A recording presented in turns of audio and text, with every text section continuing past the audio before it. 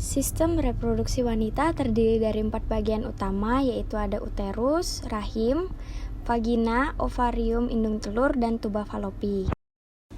Tuba falopi atau tabung falopi. Tuba falopi secara sederhana disebut dengan tabung, adalah dua saluran yang menghubungkan ovarium ke rahim.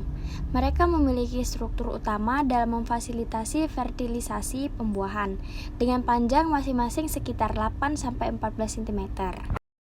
Tuba falopi terdiri atas A. Pars interstitialis, bagian yang terdapat dinding uterus. B. Pars ismica, merupakan bagian medial tuba yang sempit seluruhnya. C.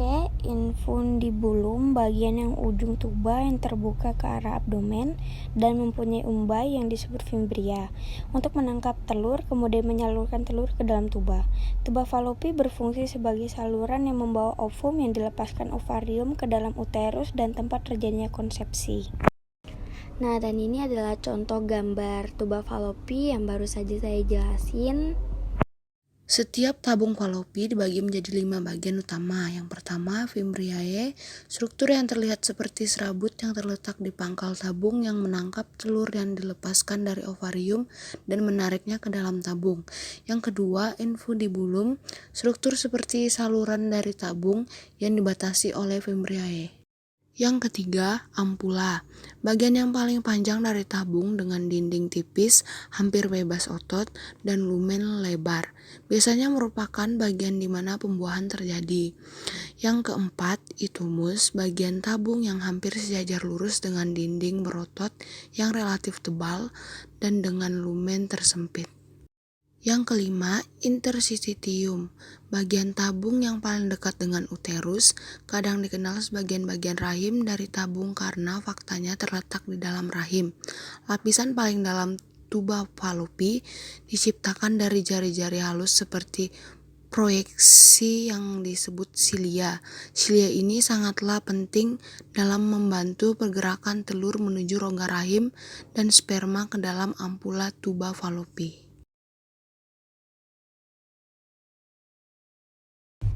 Fungsi tuba falopi pertama sebagai jalan transportasi ovum dari ovarium sampai kavum uteri.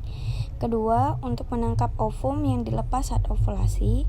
Ketiga, sebagai saluran dari spermatozoa, ovum, dan hasil konsepsi. 4. Tempat terjadinya konsepsi. 5. Tempat pertumbuhannya dan perkembangan hasil konsepsi sampai pencapaian bentuk blastula yang siap mengadakan implantasi. Sistem reproduksi wanita terdiri dari uterus, ovarium kanan, tuba falopi kanan, ligamentum infundibulum pelvis kanan, rectum, cavum dougulas, ligamentum uterosakral kanan, ligamentum uterosakral kiri, tuba falopi kiri, ovarium kiri, dan ligamentum infundibulum pelvic kiri. Hal-hal yang terjadi jika tuba falopi tersumbat. Penyumbatan tuba falopi menyebabkan sperma tidak dapat bertemu dengan sel telur di dalam rahim, sehingga proses pembuahan tidak dapat terjadi.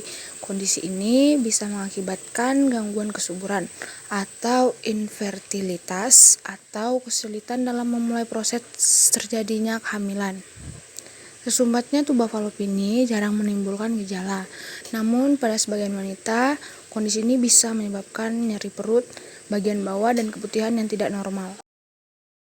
Penyumbatan atau kerusakan pada tuba falopi bisa disebabkan oleh beberapa kondisi, diantaranya yang pertama endometriosis, yang kedua penyakit radang panggul, yang ketiga penyakit menular seksual, yang keempat usus buntu pecah, yang kelima keguguran, yang keenam kehamilan etopik, yang ketujuh pernah menjalani operasi pada organ di dalam rongga perut atau panggul, yang ke-8 penggunaan alat kontrasepsi dalam rahim atau spiral.